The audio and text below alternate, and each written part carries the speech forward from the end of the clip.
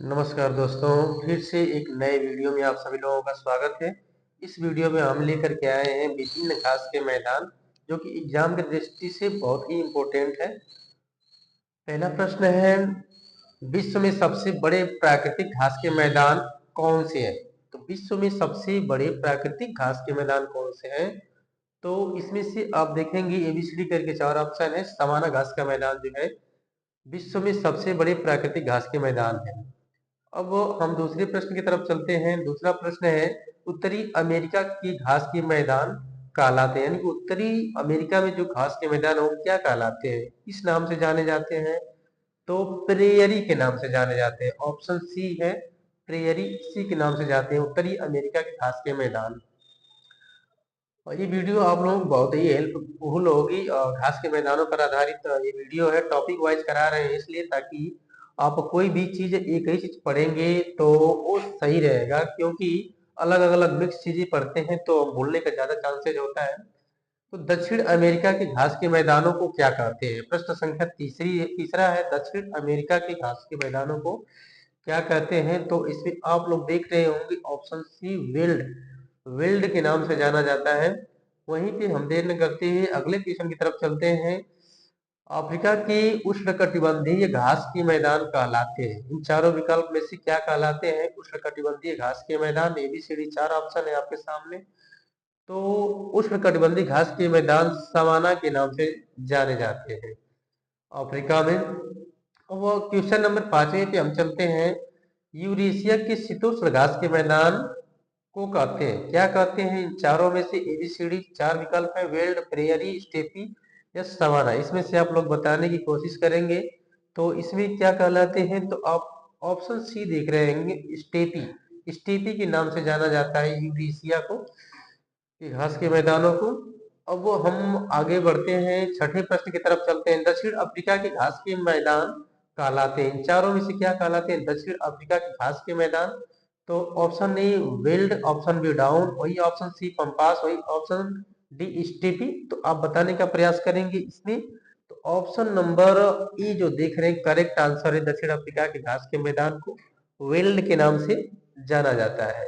अब आगे बढ़ेंगे हम। ऑस्ट्रेलिया के घास के मैदानों को कहा जाता है, क्या कहा जाता है?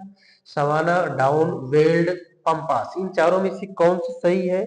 अब बताने का प्रयास करेंगे तो ऑप्शन नंबर अब भी देख रहे हैं, डाउन, डाउन जो कि ऑस्ट्रेलिया की घास के मैदानों को कहते हैं। वहीं पे हम आगे चलते हैं।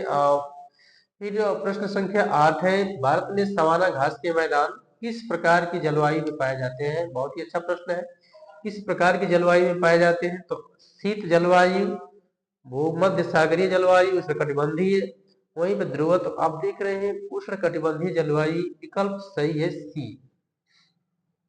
वहीं हम चलेंगे अगले क्वेश्चन यानी प्रश्न संख्या 9 की तरफ। घास के मैदानों की मिट्टी सामान्यतः कैसी होती है? बंजर होती है या अत्यधिक रेतीली होती है, उपजाऊ होती है, पथरीली? तो कौन सी इसमें सही है?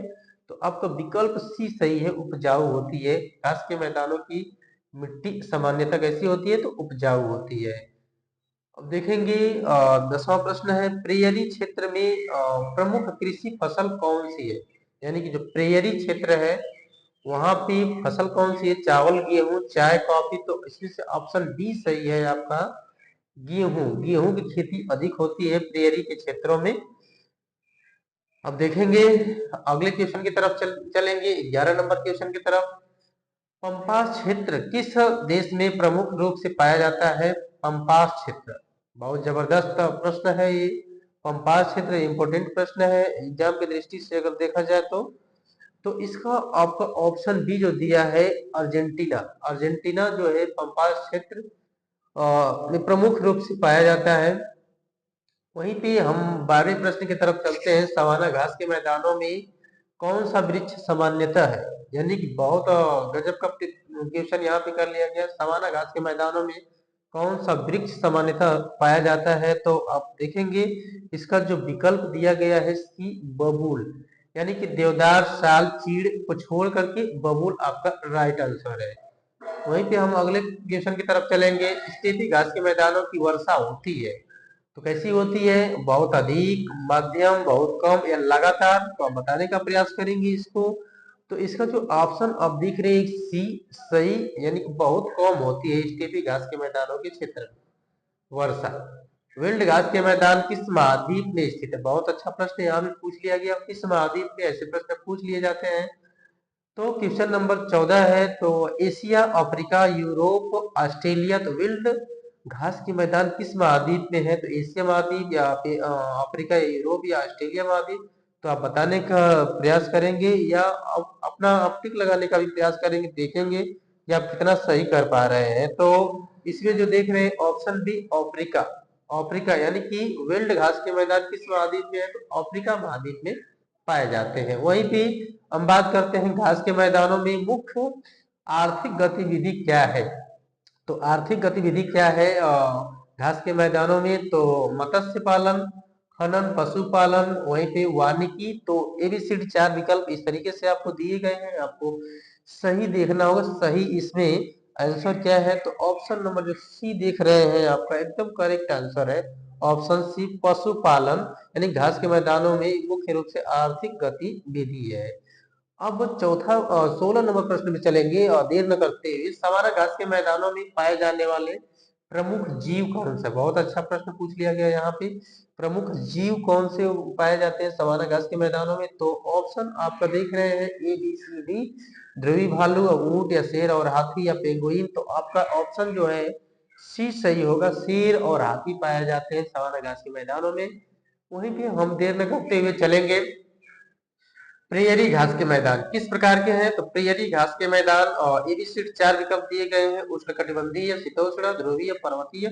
कैसे हैं प्रियरी घास के मैदान? तो आपको बताना होगा और देखना होगा कि कौन सा विकल्प सही है इसमें से। तो शीतोष्ण है, यानी प्रियरी घास के मैदान जो है वो शीतोष्ण है। अब चलेंगे अगले प्रश्न की तरफ, घास के मैदानों में वृक्ष कम होने का मुख्य कारण क्या है? यानी कि वृक्ष जब कम हो रहे हैं तो उसका मुख्य कारण इन चारों में से एक दिया गया है। ऐसा क्यों कम हो रहे हैं वृक्ष लगातार? तो एबीसीडी 4 विकल्प है, अधिक वर्षा, क्या अधिक वर्षा से घास के मैदानों में वृक्ष कम हो रहे हैं, या कम तापमान से, या कम वर्षा से, या अधिक जनसंख्या से? तो किसके कारण वृक्ष कम हो रहे हैं? तो आप उत्तर देने का प्रयास करेंगे इसमें कम वर्षा, यानी कि वृक्षों को होने के लिए पानी की आवश्यकता बहुत अधिक होती है, जल की आवश्यकता होती है। तो अगर जल ही नहीं रहेगा तो जीवन कैसे होगा वृक्षों का? तो जल की आवश्यकता होती है और जल की कमी के कारण वन दिन पे दिन कम होते जा रहे हैं। 19 नंबर में हम देखेंगे पंपास घास के मैदान किस महासागर के निकट है? बहुत गजब का प्रश्न पूछ लिया गया, किसके निकट है? ये तो घास का मैदान अगर पूछा जाए कि पंपास घास का मैदान कहाँ पे है, तो ये तो अर्जेंटीना में है, लेकिन ये किस महासागर के निकट है? तो ऑप्शन 4 दिए गए हैं एबीसीडी। तो इनमें से आपको देखना होगा कि कौन सा विकल्प सही है। तो ऑप्शन सी सही है इसमें, अटलांटिक। तो अटलांटिक के निकट है। वहीं पे हम चलेंगे प्रश्न संख्या 20 पे। प्रश्न संख्या 20 क्या कह रहा है? सवाना घास के मैदान मुख्यतः किस आच्छादित क्षेत्र में पाए जाते हैं? तो एबीसीडी 4 विकल्प दिए गए। इससे पहले आपको बताना चाहेंगे दोस्तों, अगर हमारी वीडियो अगर अच्छी लगे तो आप लोग इस वीडियो को लाइक करने का प्रयास करेंगे और सब्सक्राइब करने का भी प्रयास करेंगे, ताकि हमें मोटिवेशन मिले, और शेयर भी करेंगे अधिक से अधिक। अगर बच्चे जुड़ेंगे तो हम ये अच्छी से अच्छी टॉपिक वाइज वीडियो बनाकर लेकर के आएंगे आप लोगों को, ताकि आप लोगों को एग्जाम में हेल्प मिल सके। और जानते हैं दोस्तों, परीक्षा की दृष्टि से अगर परीक्षा में सबसे अगर अधिक इम्पोर्टेंट अगर कोई चीज होती है तो टॉपिक वाइज किसी भी चीज को पढ़ना बहुत इंपॉर्टेंट होता है, वो आपसे छूटेगा नहीं अगर टॉपिक वाइज पढ़े रहेंगे तो। इसलिए हमने टॉपिक वाइज वीडियो बनाने की कोशिश की है, सबकी अलग अलग वीडियो बनाने की कोशिश कर रहे हैं। और अधिक से अधिक अगर आप प्रैक्टिस करेंगे, अगर आपका प्रैक्टिस तगड़ा है तो समझ लीजिए कि आप एग्जाम जरूर पास करेंगे। और प्रैक्टिस करने का प्रयास करेंगे तो आप लाइक और सब्सक्राइब जरूर करें हमारी इस वीडियो को, और जिससे कि हमें मोटिवेशन मिल सके और हम अधिक से अधिक वीडियो बनाने का प्रयास करें।